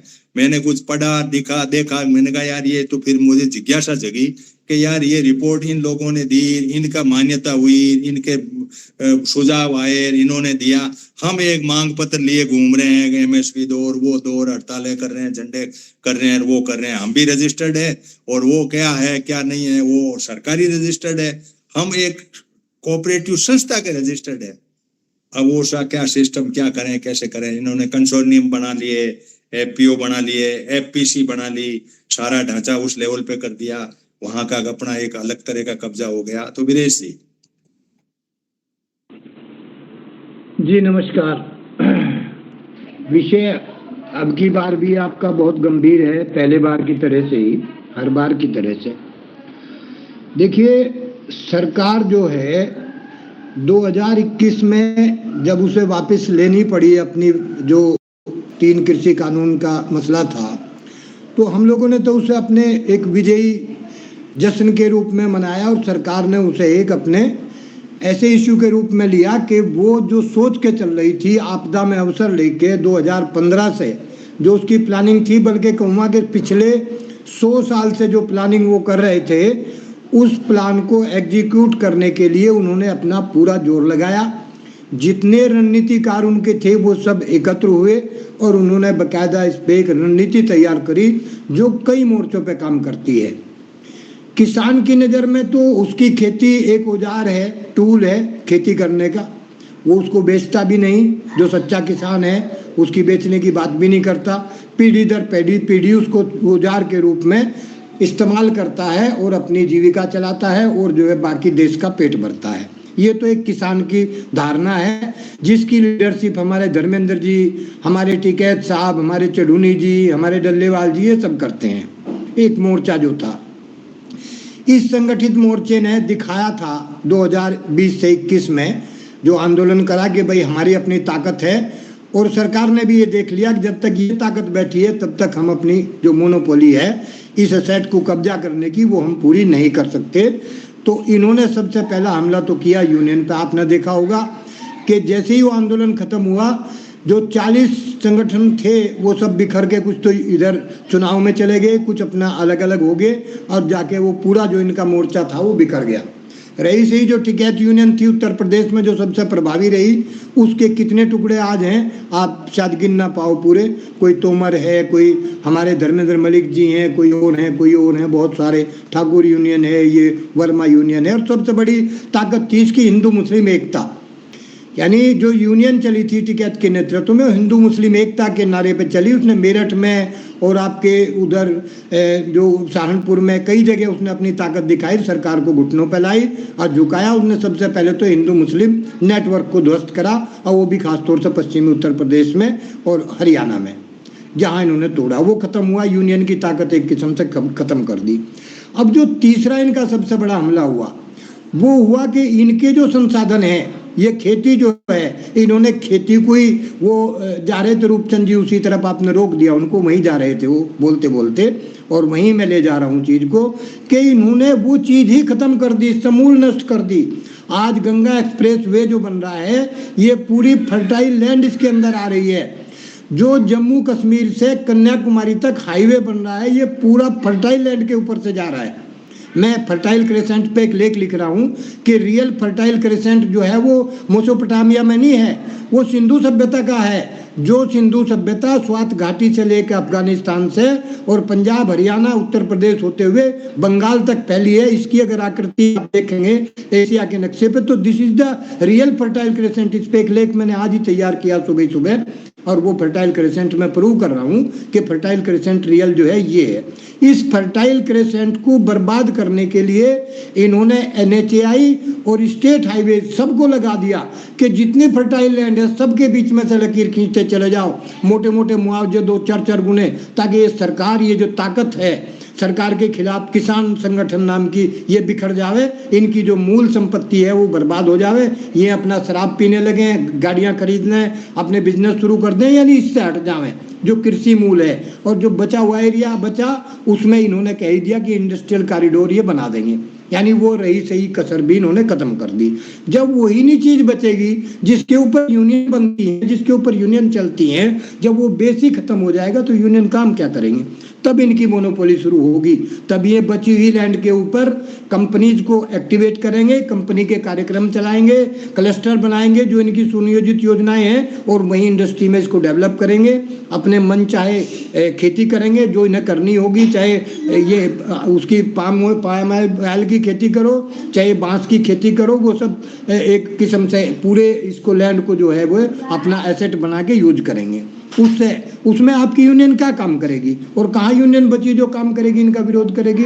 और उसकी कंसेंट लेने के लिए, ताकि कल को कोई इनके जिम्मे उलाहना ना रहे, ये इन्होंने फर्जी संगठन खड़े कर लिए, उनकी रिपोर्ट ले रहे हैं। वही रिपोर्ट आपके सामने है, जो इनकी बकायदा एक मैनिपुलेटेड रिपोर्ट है, उसी को ही वहाँ सबमिट करेंगे, उसके आधार पर ये लेंगे। नहीं वीरेश जी, मैं आपको रोक रहा हूँ, फर्जी नहीं है। बात इसमें ये है कि इन्होंने तो APO बनाया, सरकार के डायरेक्शन में बनाया। फर्जी तो ये कह सकते, वो उन्होंने तो बाकायदा फीसें ली है, एक कानून है, उस कानून के तहत वो APO बना, उस APO का इन्होंने फेडरेशन बनाया। तो कानूनी सिस्टम में तो है वो ऐसा नहीं है वो किसान है नहीं है, वो सेकंड पार्ट हो सकता है कि वो कैसे किस वही लेवल के बात तो मैं किसान कह रहा हूँ आपको भाई, इन्होंने जो सर्टिफाई करने के लिए वो सारे फर्जी, आप उसे ना कहो, असली तो वही है, फर्जी तो ये हैं, फर्जी तो धर्मेंद्र जी हैं अगर सही माने में देखा जाए, असली वे हैं। क्योंकि भाई किसी का रजिस्ट्रेशन नहीं, कोई कायदे से काम नहीं कर रहा, किसी का कुछ न कुछ कमी है, किसी के यूनियन पूरी नहीं है, मतलब इनकी तो अगर अदालत में साबित होने की बात आवे ये फर्जी प्रूव हो सकते हैं, वे असली हैं। आपकी बात बिल्कुल सही है, मैं उस पर एग्री भी हूँ, और वही बात मैंने कही भी है। मैनुपुलेशन हो रहा है, मैनुपुलेशन जिसको कहते हैं, और मैनुपुलेशन जो होता है वो बाकायदा डॉक्यूमेंट्री रूप से सही होता है, वो उसको उसमें डॉक्यूमेंटेशन का ध्यान रखा जाता है, और यही उसमें चल रहा है सारा। ये अपनी तरफ से पूरा पेट भर के कागजों का तब अपनी योजना को इम्प्लीमेंट को करने की अपनी प्लानिंग इनकी है, और उसमें हम बहुत पीछे हैं, बहुत पीछे। नक्काल खाने में तूती बज रही है, उसका कोई फायदा नहीं है। नक्कारा बजना चाहिए और बहुत जोर से बजना चाहिए। सारी यूनियनें इकट्ठी हों आज, तब भी एक उम्मीद बचती है जनता के सामने चीज़ों को लाया जाए। मैं आपको छोटा सा उदाहरण दे रहा हूँ। अभी एक चला था मामला यहाँ अहिल्याबाई को महिमा मंडित करने का। अहिल्याबाई को लेके मैंने एक लेख लिखा। अहिल्याबाई के कौन थी, कैसे थी, कहाँ से आई अस्तित्व में, महाराजा सूरजमल पे हमला इसने किया था कुंभेर के किले पे। मैंने पूरा लेख वो लिख के उसमें दिखाया कि भाई आप अहिल्याबाई को तो हाईलाइट कर रहे हैं, सूरजमल को क्यों छोड़ रहे, जिसने इतने बड़े बड़े काम करे उस समय। भाई अब्दाली ने जो है यहाँ इन्हें मार दिया, सारे मराठों को, और उनकी लाशें लेने के लिए उसने पैसा खर्च किया, उनकी बची हुई औरतों को वहाँ भिजवाया। उसने इतने बड़े बड़े काम इतिहास में करे, उसका नाम तो आप लेते नहीं, अहिल्याबाई का नाम लेते हैं। किसी अखबार ने, 20 अखबारों को मैंने भेजा, किसी ने रजामंद नहीं होगी इसको छाप भी दें। तो स्थिति ये है कि आप अगर इसी पे जो आज आप मीटिंग कर रहे हैं, इस पे एक लेख अगर मैं लिख दूं, वो लेख छपेगा नहीं कहीं। पोजीशन ये है, इतने डरने लगे हैं लोग। और भाई यूनियन भी अपना टाइम पास कर रही है, यूनियनों को भी डर लगता है, किसी को कोई डर है, किसी को टिकैत को कोई डर है, किसी और को कोई डर है। तो ये सारी चीज़ें हैं जो अड़चन है इसमें, और इस पे करने के लिए अभी हाथ आपके सामने हमारे धर्मपाल जी ने भी उठाए हैं, डीपी सिंह जी ने। उन्होंने भी कह दिया भाई ये तो पंचायतें तो बची नहीं, वास्तव में नहीं बची। पंचायत का अस्तित्व कहाँ है? जब पैक्स आ गया बराबर में, तो पंचायत का क्या अस्तित्व रह गया? और लोगों को तो पता भी नहीं है कि पैक्स आ भी गया, पैक्स आ रहा है, कुछ हो रहा है, उनको तो जानकारी भी नहीं बेचारों को। राजनेताओं को जानकारी नहीं, जो हमारी नेतागिरी कर रहे हैं। राष्ट्रीय लोकदल वालों से मैंने पूछा भाई कुछ है क्या जानकारी, बिल्कुल वो तो जीरो है इस मामले में, उनको पता ही नहीं। तो जो हनुमान जी, मामला बहुत गंभीर है। यानी ना जानकारी होना और इस तरीके से जो है अपना संगठित ना होना, बहुत सारे फैक्टर्स हैं। और वो अपना काम स्ट्रेटेजिकली इतने बढ़िया तरीके से कर रहे हैं कि उसमें हम और आपके हाथ आने वाली बात नहीं है। चलो रामनारायण जी, आप बात खड़ा कर रहे हैं, कुछ इनपुट दे दें, फिर मैं धर्मेंद्र जी के पास जाऊंगा दोबारा कि भाई इसको कैसे आगे मैं थोड़ी वीरेश चाचा जी की बात को थोड़ा आगे बढ़ाऊंगा। जैसे अहिल्याबाई की जो बात करी, इसका बीज चाचा जी मध्य प्रदेश में इंदौर में डल चुका है अभी बीच में, अभी 15 दिन पहले। इन लोगों ने, जैसे पहले राजशाही व्यवस्था जो होती थी, यानी कि ये राजा बनने की कोशिश में है, देश में चुनाव खत्म करने की कोशिश में, वैसे तो हो ही चुका है सब, आजकल इनके पास सारे हथकंडे हैं। वो बीज इंदौर में जैसा भी है ना, कैबिनेट की एक मीटिंग करी थी राजवाड़ा के अंदर, अहिल्याबाई के समय पे जो राजा महाराजा बैठ के जो ठीक बात है रामनारायण जी, लेकिन अपना आज का मुद्दा ये है कि क्या हम संगठित रूप से एफपीओ बन के और कुछ ऐसी यूनिटों के मेंबर बने, या हम इंडिविजुअल किसान अपना झंडा लेकर के लड़ते रहें, झगड़ते रहें और ये डंडे लिए घूमे करें क्या? सरकार का सिस्टम बहुत बड़ा सिस्टम होता है, अभी तो हमें मानना ही पड़ता है, उसके सिवाय हमारे पास कोई विकल्प नहीं होता है। तो धर्मेंद्र जी, आप क्या सोचते हो कि हमें क्या करना चाहिए? या तो ज्वाइन कर लें एपीओ वगैरह करके, सभी लोगों को ये कहें कि भाई देखो ऐसा है, इस लफड़े में कुछ नहीं, चडोनी में टिकैतों में कुछ नहीं पड़ा है, आप एपीओ के मेंबर बनो, इनके जो भी अध्यक्ष हैं उनके लिए कुछ करो और अपना कुछ भी करो। अब उसमें झगड़ा ये है कि सरकार का तंत्र है, वो कह देगा आपने बीज पैदा किया वो मुझे दो। इधर ये है कि मैंने मेरा अनाज पैदा किया तो मेरे जेब। यहाँ स्वतंत्रता है, वहाँ गवर्नमेंट की चाबी हाथ में उनके हैं, गवर्नमेंट जैसा चाहे वैसे चलाए, कानून है, कानून में ही है। अब वो आपकी पूरा जो रिसोर्स है या पैसा है या जो डायरेक्शन है या एग्रीकल्चर का जो ढांचा है, वो उनके सिवाय देना ही नहीं चाहते। वो चाहते हैं कि आप एपीओ बन करके इस फॉर्म में आओ तो हम आपको दे देंगे, बाकी हम आपको नहीं देते, हम आपका लिए ऐसा करते ऐसा। तो ये जो बात है ना, ये मोटी सी बात है कि भाई हम क्या करें, हमारे पास में कोई ऐसा विकल्प नहीं हो। धर्मेंद्र जी, क्या भाई जैसे अब बहुत सारे एक हुए तो बैकफुट पे आए ना, क्योंकि चुनाव बड़ी चीज है, इससे अब वोट में ये लोग समझ ही नहीं रहे, बिखरे से सारे रहे हैं। वो कह रहा मेरा झंडा, अरे तेरा झंडा क्या, तो फूफा बन गया, तेरा झंडा तो कोई मतलब नहीं रख रहा। सारे फूफे एक हो जाओ तो कोई बात बने, कोई तो काम बने ना, उसका कोई डायरेक्शन बने। धर्मेंद्र जी, इस पे क्या टिप्पणी करोगे? एक तो हरलाल जी से निवेदन है कि अपना माइक बंद रखें प्लीज, इससे ज्यादा डिस्टर्बेंस हो रहा है। जैसे आपने कहा हनुमान जी, मैं करता हूँ, कई माइक था उनका, हरलाल जी का बंद कर दिया। चलो, एक तो हनुमान जी आपने ये पूछा कि क्या हमें इन एपीओ की तरफ जाना चाहिए या यूनियनों की तरफ जाना चाहिए। तो मान लीजिए ये तो कल्पना ही मत कीजिए कि जो सरकार का ढांचा तैयार किया हुआ है, यदि हम उसमें चाहे कुछ भी करेंगे तो भी हम, क्योंकि जो बनाने वाला है ना, एक मारवाड़ी में कहावत है कि जो पजामा सिलाता है वो बाथरूम करने की जगह रखता है। तो जिस व्यवस्था को जो आदमी सिस्टम जो डेवलप करता है ना, मान के चलिए आप उस सिस्टम उस व्यवस्था पे काबिज भी हो जाएंगे ना, तो भी वो आपके हित में नहीं रहेगी। रही बात यूनियन की, तो ये चाहे जो कुछ भी है, मगर कहीं ना कहीं हमारे पूर्वजों के सिस्टम को ही फॉलो कर रही है। और हाँ, हो सकता है कि वन मैन आर्मी है, सबसे बड़ी इनकी जो कमजोरी है वो है इनके रिसर्च विंग का नहीं होना। इनके पास न तो कार्यकारिणी जो होती है, रिसर्च विंग होती है, अलग अलग विंग है ही नहीं इनके पास में, न कोई काम करने के लिए अलग विंग है, न रिसर्च करने के लिए अलग विंग है, न इनको संगठन चलाने के लिए विंग है। ये वन मैन आर्मी की तरह काम कर रहे हैं। सबसे बड़ी कमजोरी इनकी तो ये है।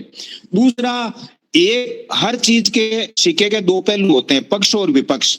मान लीजिए जैसे वैक्सीन लगी तो इसके बहुत सारे नेगेटिव पॉइंट थे, मगर यहाँ पे भारत में जैसे भ्रष्टाचार है, भ्रष्टाचार ने वैक्सीन वाले मामले में भारत को बचा लिया, क्योंकि वैक्सीन में भी तो उन्होंने ज्यादातर जिनके वो नमक का पानी लगा उनको कोई खतरा नहीं है इस कोरोना वाली वैक्सीन से, बाकी को खतरा है। तो कहीं पे कभी कभार क्या यहाँ पे देखो भ्रष्टाचार आम जनता के लिए फायदे का साबित हो रहा है, क्योंकि उनको पता ही नहीं था और ये फायदा हो गया उनके, क्योंकि वो भ्रष्टाचार की वजह से उसको ओरिजिनल वैक्सीन न लग के नमक का पानी लगाए, वो बच जाएंगे। तो इसी तरीके से जैसे जाति और धर्म है, जाति हमारे लिए निसंदेह में टुकड़ों में तोड़ने के लिए बनाई गई थी, मगर आज ये उसी जाति को तोड़ करके धर्म में एकीकरण करना चाह रहे हैं। इसका मतलब यूनाइट तो है, अलग अलग टुकड़ तरीके अलग अलग हैं। जैसे किसान यूनियन के रूप में यूनाइट है, तो अभी ये जैसे सोसाइटी बनती है, चाहे कहीं की भी बनो, एनजीओ बनो, चाहे ये समितियां जो बढ़ती है ना, जैसे आप कॉलोनी काट दी उसकी सोसाइटी बन गई, तो इसमें तो ये जाती है, ये भी तो एक सोसाइटी है। हम इसके प्लस माइनस भी समझेंगे तो इनके अब भी वर्तमान में हमें इनके फायदे हैं। हम यूनाइट है मगर वो रूप जाति का है, ऐसा नहीं हम यूनाइट नहीं है।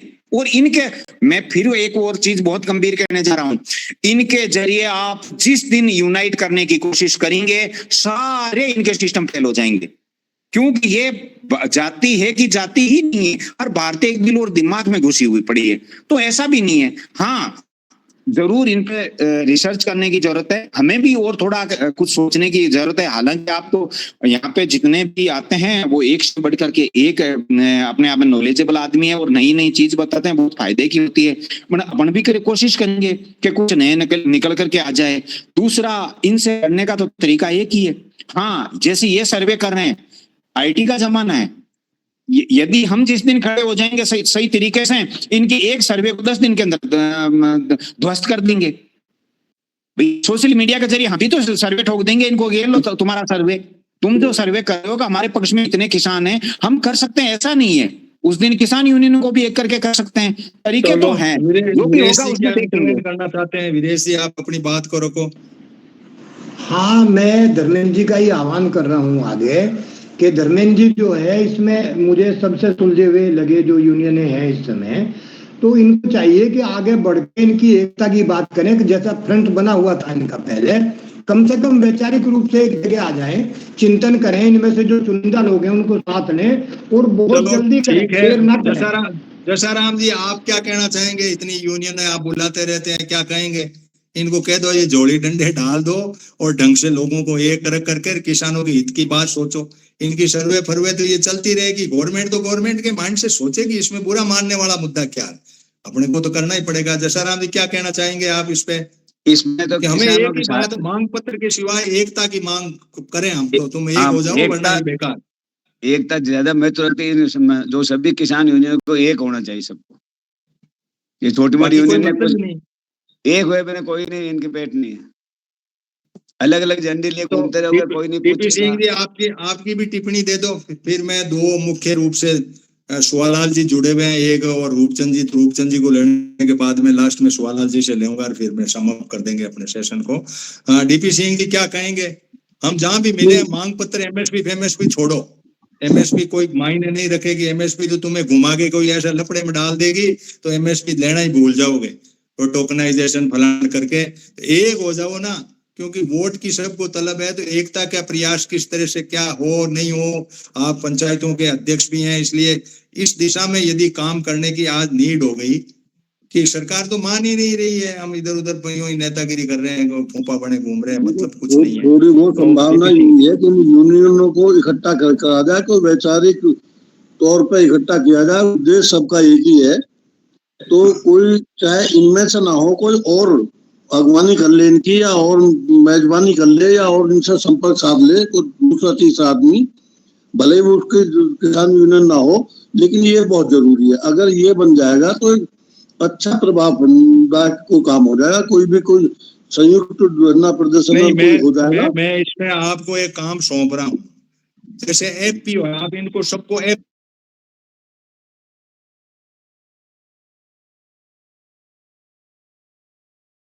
इनको बैठ के फेडरेशन बना लो तुम, एक 10-20 यूनियन का, 5-50-20 का एक फेडरेशन तो बना सकते हैं। नाम कुछ भी हो, क्या हो, कुछ तो बने जा सकती, शुरुआत तो की जाए। भाई कोई पूछने वाला ही नहीं है, तुम्हें जिमाने वाला भी नहीं है। शादी में आप खड़े हो, एक तरफ कोने बैठे हो, कोई आपको कोई गिन नहीं रहा, जबकि आपके पास रजिस्ट्रेशन है, यूनियन है, आप है ऐसे फर्जी वैसे नहीं हो, लेकिन घोषित कर दे। ये काम योगेंद्र यादव ने कहा था, 50-60 संगठन जोड़े थे इसमें। उससे भी थोड़ा बहुत लिया जा सकता है, लिस्ट तो मिल ही सकती है, और अलग से प्रयास करेगा। चलो अरलाल जी जुड़े हुए, अरलाल जी आप अपनी कोई टिप्पणी इस पे दो। सर मेरा तो ये देश वगैरह ना इकट्ठे नहीं हो रहा है, मेरा ये विचार है। आवाज आ रही है? आवाज आ रही है सर? हाँ आ रही। मेरा ये विचार है कि जिसको भी किसान अपना नेता माने वो राजनेता बन जाता है। इसलिए किसान का इस संगठन से जो भी इकट्ठे करता है उससे मोह भंग हो गया। और आज के दिन कोई ऐसा नेता हो कि जो किसानों में ही सोचे कि मैं तो प्रधान बनूंगा, न मैं एमएलए में खड़ा हूंगा, मैं सिर्फ किसानों की ही बात करूंगा, तो ये आज किसान सारे इकट्ठे हो सकते हैं। एफपीओ भी बन जाएगा, सारी यूनियनें भी इकट्ठी हो जाएगी। पर ऐसा कोई है नहीं, आदमी नहीं है जो भी बनना चाहता है, जिसकी आईडी हुई, पहचान बनी, पहचान बनते वो राजनीति में हो जाता है। इसलिए किसानों का मोह भंग हो गया कि ये अपनी राजनीति चमकाने के लिए किसानों को इकट्ठा कराए, कोई किसानों को गलत है। इसलिए मेरा सजेशन ये है कि ऐसा नेता का सिलेक्शन किया जाए तो ये शपथ खा ले कि राजनीति में आऊंगा और किसानों के लिए काम करूंगा, तो ये किसान आज इकट्ठे हो सकते हैं। अभी भी टिकट बना, मान लो किसान नेता थोड़ा चमकते ही राजनीति में आ गया, कभी वो कांग्रेस चला गया, कभी बीजेपी का साथ दे दिया, ये चीजें किसान सोचता है अपना फायदा उठा ले। ये मेरा ये कहना है। चलो ठीक है, विदेशी कुछ आपने एड्रेस किया, कोई 2 लाइन में कह दे, फिर मैं रूपचंद जी को लेता हूँ। मैं कह रहा हूँ, मैं ये कह रहा हूँ, जयपुर में ही एक बुला लो ना मीटिंग, इनसे धर्मेंद्र भी कह दें, उनसे इनके 2 प्रतिनिधि आए चुनिंदा, और एक मीटिंग जयपुर में ही कर ली जाए इनकी सबकी। मेरी तो बुलाई हुई फिक्स तारीख है। मैं तो देखो ये भी गारंटी, जैसे अल्लाह जी ने कहा ना, ये गारंटी है मेरी कि मैं तो नेतागिरी छोड़ रहा हूँ। मीटिंग हर महीने की 22 तारीख को होती, कोई आ जाए स्वागत है, मैं तो उसमें कुछ करता ही नहीं। लेकिन लोग जुड़ने को तैयार नहीं है, लोगों की मनसा अलग है ना, मनसा अलग। हाँ सब लोग इकट्ठे हो जाओ। आप रूपचंद जी अब इसको आप कैसे सोचते हैं कि क्या सरकार का एक इंडिविजुअली से लेकर के ग्रुप के ऊपर एक नियंत्रण करके उसी के डायरेक्शन में उस बाड़े में बंद करके उन लोगों को भाई तुम जो मांग करो वो कोई रिपोर्ट दे दो, हम उसमें सुनेंगे करेंगे, इस तरह से हो, या लोग अपना बाहर घूमते घूमते ऐसे करके, तो ये हुआ कि भाई बाड़े वाले तो न्याल नहीं कर सकते, क्योंकि बाड़े की चाबी गवर्नमेंट के पास होगी। गवर्नमेंट जैसा कहेगी वो बाड़े से बैठ जाओ तो बैठ जाओ, उठ जाओ तो उठ जाओ। ये तो एक हो गया सेटअप। अब रहा सवाल के पार्टिसिपेटरी डेमोक्रेसी में बाहर जो घूम रहे हैं, बिखरे घूम रहे हैं, जैसे कि नेतागिरी में उलझे पड़े, कुछ अपने मतलब के लिए दौड़ रहे हैं, कुछ ईगो का टकराव है। अब इस स्थिति में किसान अलग थलग पड़ा, एक बहुत बड़ा सेक्टर, और इतनी जरूरत है, इसकी लाइफ लाइन है, उस सेक्टर को एकदम से खुर्द बुर्द कर दिया, 2 टुकड़े करके या ऐसे करके इस तरीके के मार्केट के हवाले कर दिया पूरे के पूरे।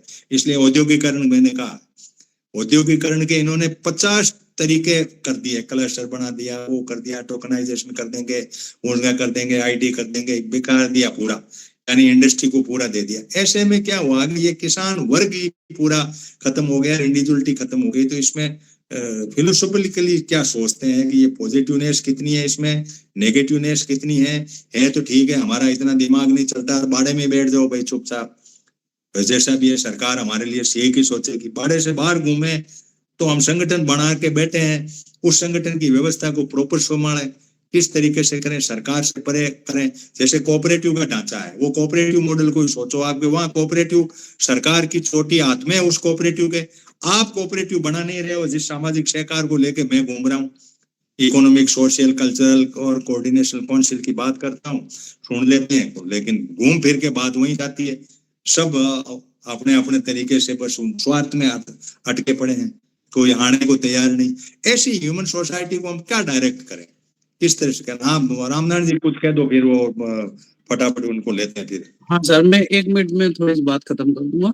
अभी जैसे ये यूनिटी वाली जो बात आ रही है, अभी सरकार ने इस तरह से इनकी एक लॉबी तैयार कर दी है कि मोहल्ले मोहल्ले इनने अध्यक्ष बना दिए। जैसे मान लो जिला अध्यक्ष है, फिर ब्लॉक अध्यक्ष है, फिर तहसील अध्यक्ष है, या फिर उसके बाद में जो है वो जैसे घाटा ब्लॉक में मैं रहता हूँ, तो छोटा सा आपको मतलब कौन गाँव मना करता है? आप ही बनाओ हाँ, ना, मैं मैं कह रहा हूँ सामाजिक उसी सहकार बात पे मैं बना आ लो। रहा हूँ। तो ऐसी कैसे यूनियन, जितनी भी किसान यूनियन है, इन लोगों को बिल्कुल इतने स्तर से, क्योंकि थोड़ा थोड़ा किसी को पद मिलता जाएगा। जैसे धार में हमारा किसान यूनियन का एक अध्यक्ष है, वो आज तक मैंने देखा ही नहीं उसको एबीसीडी नहीं मालूम, जबकि वो टिकट जी वाली उससे यूनियन से जुड़ा हुआ है। अरे मैंने कहा भाई तू अध्यक्ष है। अभी यहाँ एक सलाह साहब जो है मतलब वार्ड पंच जो है पार्टी का आदमी, कहीं थाने में फोन लगा देता है या कहीं नाके पे फोन लगाता है, इनकी सुनते।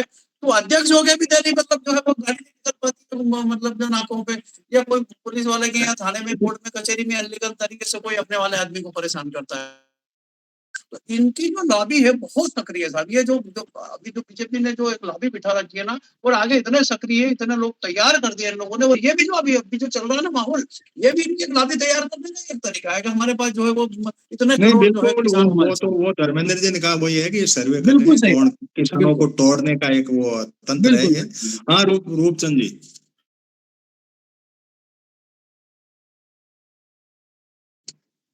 हाँ रूपचंद जी, आवाज आ रही है मेरी आपको?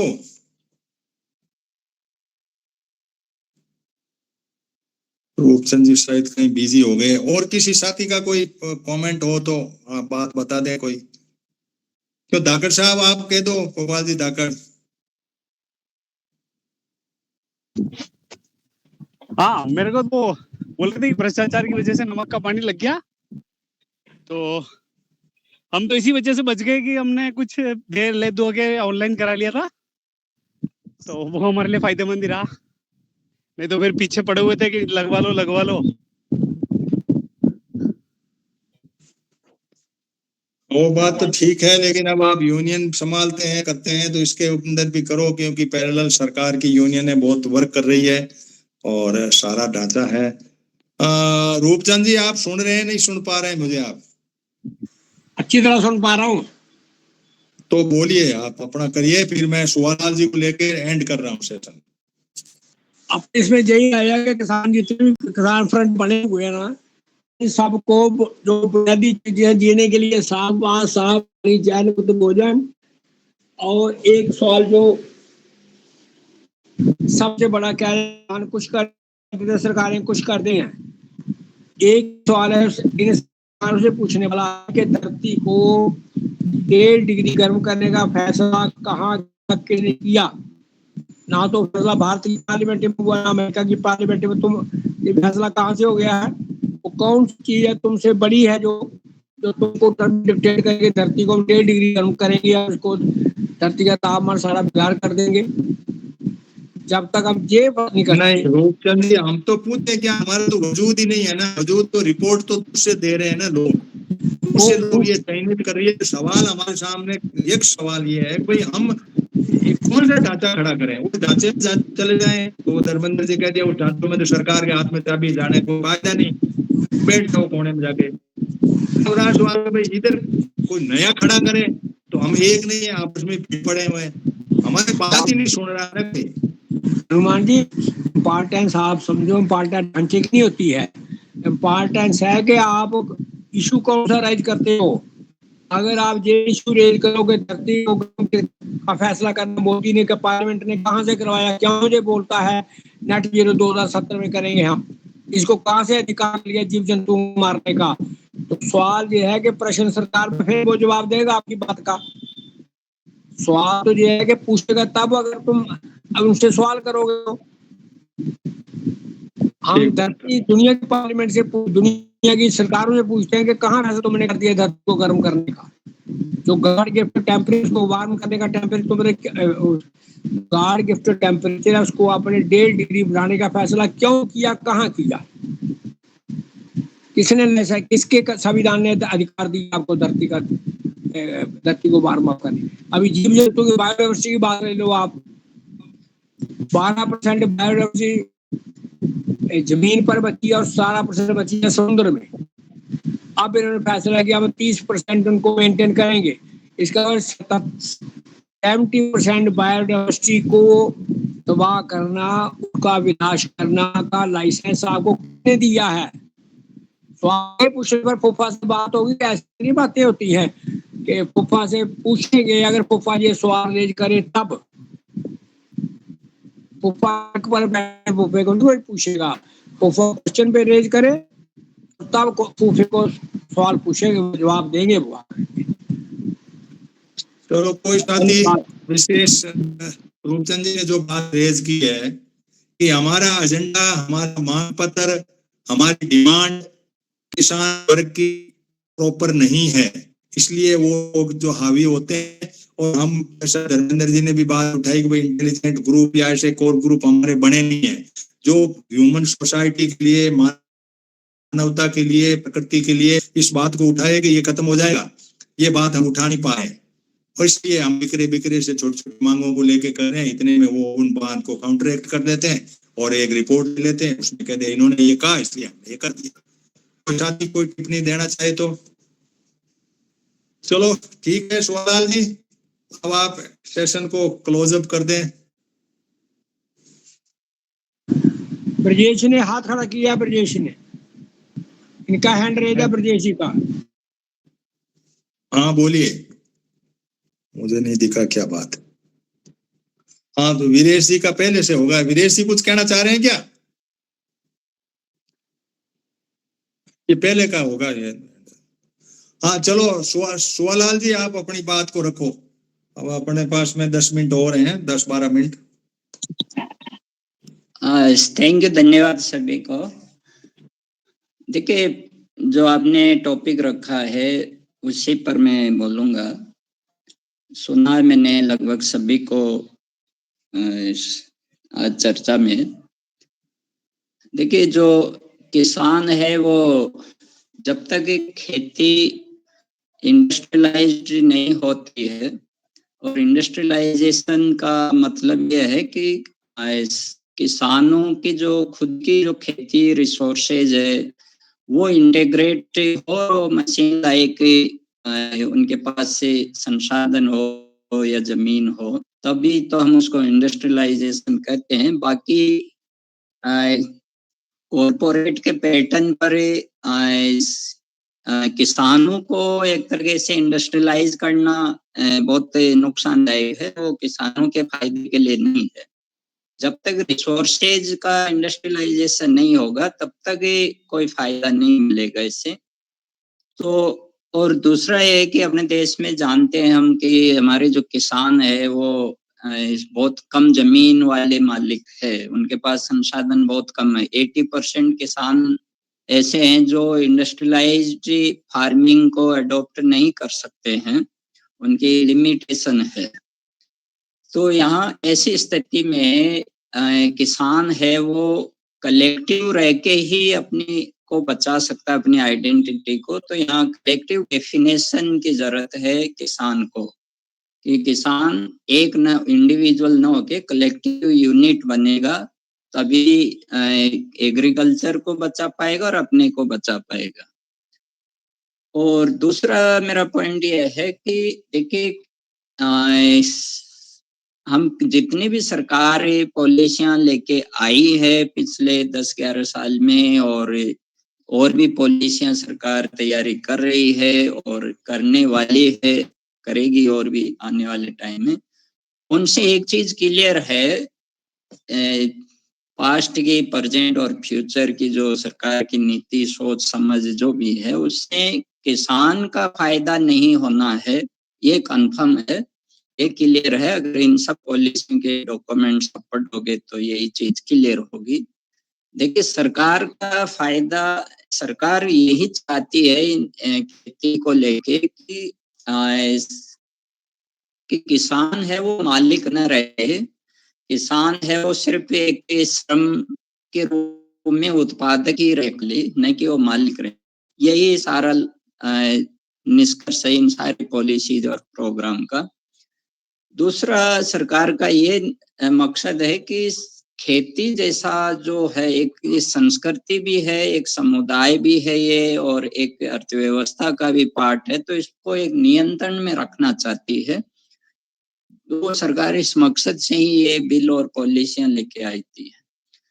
तीसरा पॉइंट मेरा यह है कि अब किया क्या जाए कि इस कलेक्टिव जो आइडेंटिटी और डेफिनेशन फार्मर की है, वो दरअसल ग्राम लेवल पर ही शुरू हो सकते, गांव लेवल पर, और भी पंचायत के बराबर ही, पैरेलल ही किसानों की अपनी पंचायत हो, और उससे ज्यादा एक्टिव रूप से किसान काम करे, किसान पंचायत गांव से काम करे, उसकी बाकायदा किसान सभा हो पंचायत से, और वहां से शुरू हो किसानों का संगठन, किसानों की एकता, किसानों की परिभाषा, किसानों की मांगे जो भी है, वो किसान पंचायत गांव से शुरू हो और वो ऊपर तक जाए। ऐसा नहीं कि ऊपर से मीटिंग हो और फिर नीचे सिर्फ समर्थन के लिए किसानों को बुलाया जाए, ये गलत होता है।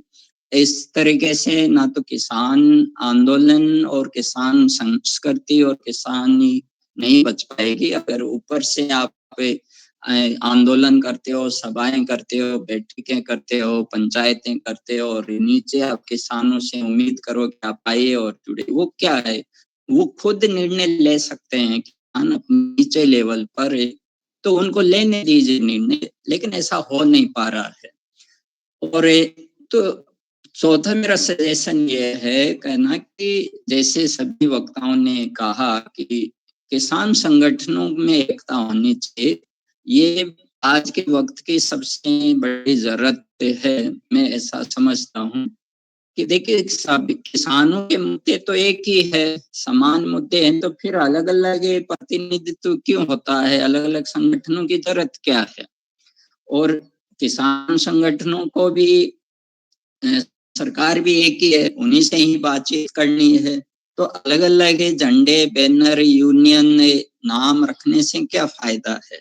कुछ फायदा ऐसा होने वाला नहीं है। और आखिर किसान संगठन जो है, यूनियंस, उनको भी ये समझना चाहिए कि भाई वो भी तो किसानों पर ही निर्भर है। तो जब किसान से वो उम्मीद कर रहे हैं फार्मर से कि वो आए और उनकी यूनियन ज्वाइन करे और उनके साथ आंदोलन में या जो भी है वो गतिविधि में शामिल हुए, तो फिर अलग अलग मंच, अलग अलग यूनियन की जरूरत क्या है? किसान तो वैसे ही आएगा। तो ये समय की जरूरत है। और एक आखिरी सजेशन मेरा है कि आज का जो राजनीतिक परिदृश्य है, इससे बिल्कुल उम्मीद मत रखिए किसान संगठनों को और किसानों को। आज के राजनीतिक जो परिदृश्य है, उससे बिल्कुल ध्यान नहीं देना है। अपना वोट का अधिकार है, तो वोट से आप चोट करिए, सरकार को बदलिए, बहुत कुछ तो बदल जाएगा। अगर ये सरकार बदल जाती है केंद्र में, तो बहुत कुछ बदल जाएगा। तो अपना वोट ही सबसे ज्यादा आपके पास हथियार है, वो उसमें धार है, उसकी गहरी चोट होती है। आप वोट करिए और उस वोट पर ध्यान भी दीजिए कि कैसे आपका वोट है वो चोट नहीं कर पा रहा है। तो यही मेरा सजेशन है। और किसानों को राजनीति से बहुत दूर होना पड़ेगा, नहीं तो ना तो किसान बचेंगे और ना ही जो किसानों पर जिम्मेदारी है, क्योंकि किसान सबसे बड़ा समुदाय है, उन पे जिम्मेदारी है समाज की, अर्थव्यवस्था की और लोकतंत्र की। वो तभी बचेगा जब किसान इस प्रकार की जो आज की राजनीति उससे दूर रहे, उससे बचे और अपनी खुद की राजनीति है वो बिल्कुल शुरू करे, और उससे ही सफलता इनको मिलेगी। जो ग्राम लेवल पर, शिवलाल जी, ग्राम मैं पंचायत थोड़ा के सा लेवल। इंटरवेन कर रहा हूँ। आप राजनीति शास्त्र के प्रोफेसर हैं। ये बहस मुख्य रूप से चलती है कि किसान राजनीति क्यों नहीं करें, राजनीतिक ये जो विवाद है, इस पे आप अपनी टिप्पणी दें 2-3 मिनट के लिए कि राजनीति आखिर क्या नुकसान करती है, क्या नहीं करती है। धर्मेंद्र जी, मैं आपको बाद में लेता हूं, पहले शिवलाल जी से, या आपको 1 मिनट शिवलाल जी मैं इनका व्यू ले लूं, फिर आप इसमें करना कि किसान, ये बात हरलाल जी ने उठाई, ये बात यहाँ भी उठी और ये भी गारंटी ली, तो मैंने कहा चलो मैं राजनीति का हिस्सा नहीं हूं, लेकिन राजनीति एक है क्या आखिर? जिस राजनीति की हम चर्चा कर रहे हैं, क्या यही राजनीति है? तो चलो, ये 2 साथियों ने हैंड रेज कर दिया, 2-2 मिनट में करो। फिर शिवलाल जी पॉलिटिकल साइंस के प्रोफेसर हैं, उनसे हम ले लेंगे कि किसान राजनीति क्यों नहीं करे, करे तो क्या मतलब है, नुकसान क्या है इसमें। धर्मेंद्र जी और रूपचंद जी फिर। हनुमान जी, इसमें वैसे तो शिवलाल जी ने क्लियर कर दिया कि भाई अपनी राजनीति किसान करे। हाँ, काफी हद तक तो उन्होंने क्लियर कर दिया, मगर इन्होंने जो पहले कहा ना कि हमें राजनीति से परे दूर रहना चाहिए। हनुमान जी, आज हम जो हवा भी ले रहे हैं ना, वो भी राजनीति से प्रेरित है। आज हमें जो पानी मिल रहा है, जो हमें जो कुछ भी मिल रहा है ना, हमें यह पूरे दिल और दिमाग में बिठा लेना पड़ेगा कि दुनिया में यदि कोई ताकत है, सिर्फ और सिर्फ एक ही ताकत है, और वह कंट्रोल नहीं कर सकते, उस पे हमारा मतलब सीधा हमारा बस नहीं चलता है। मगर इस राजनीति के जरिए हम उसको भी, प्रकृति को भी कंट्रोल कर सकते हैं। दुनिया में कोई तीसरी ताकत है ही नहीं, प्रकृति। और हाँ, शिवलाल जी ने कहा पॉलिटिक्स अपनी, बिल्कुल इसमें अपनी पॉलिटिक्स होनी चाहिए।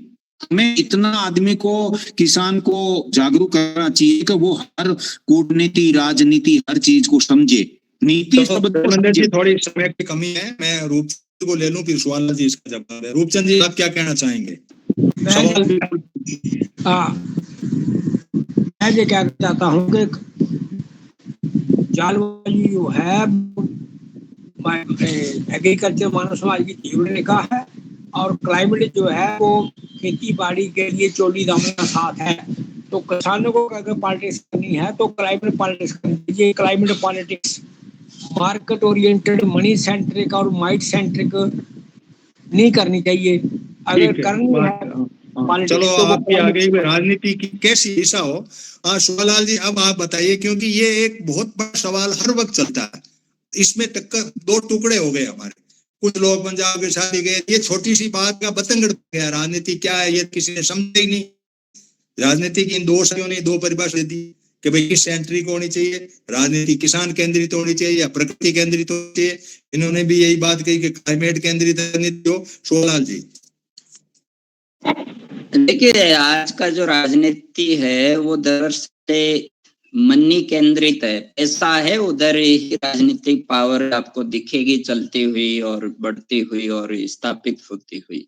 मेरा ये मानना है, ना कोई किसान केंद्रित है, ना कोई प्रकृति केंद्रित है। ये राजनीति पैसा, मनी केंद्रित है, सीधी सी बात ये है।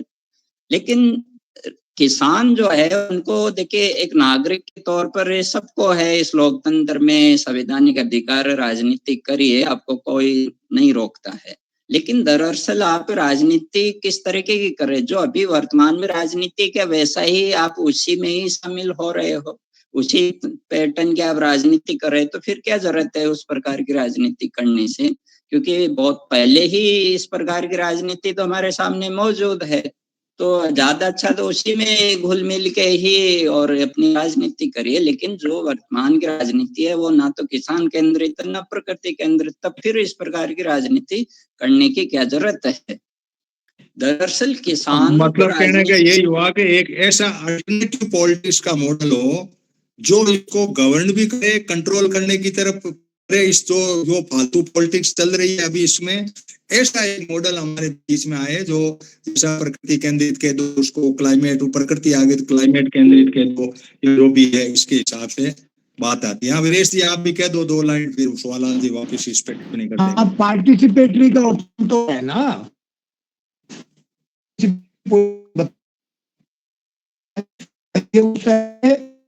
ये नहीं पार्टी देखो वीरेश जी, पार्टिसिपेटरी डेमोक्रेसी जो है ना, वो डेवलपमेंट की तरफ तो बात करते हैं।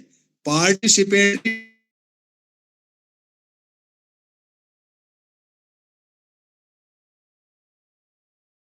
जैसे रूपचंद जी ने उठाया, धर्मेंद्र जी ने बात उठाई कि हमारी पॉलिटिक्स, किसानों की राजनीति का कुछ मायने या अर्थ अलग होने चाहिए, जो बिल्कुल एक अलग तरह से बात हो भाई ये चीज तो होनी ही है। क्यों है कि भाई लाइफ लाइन है।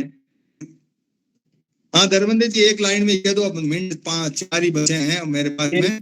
भारतीय संविधान में पार्टी पॉलिटिक्स का कहीं नहीं है, इंडिविजुअल पॉलिटिक्स है, प्रावधान है उसमें, स्वतंत्र पॉलिटिक्स का है। ये पार्टी पॉलिटिक्स है जो संविधान भी खत्म करती है और हमारे देश को भी खत्म कर रही है। हाँ नहीं ठीक है, मनी ओरिएंटेड पॉलिटिक्स की जो दिशा बनी है उसको हम ऐड करें और पॉलिटिक्स की तरफ बढ़े। जवाहरलाल जी अब समाप्त कर दें आप, 3-4 मिनट बच रहे हैं, इसको कैसे करना चाहिए। किसान एकता रखे, ये बात तो तय हो गई।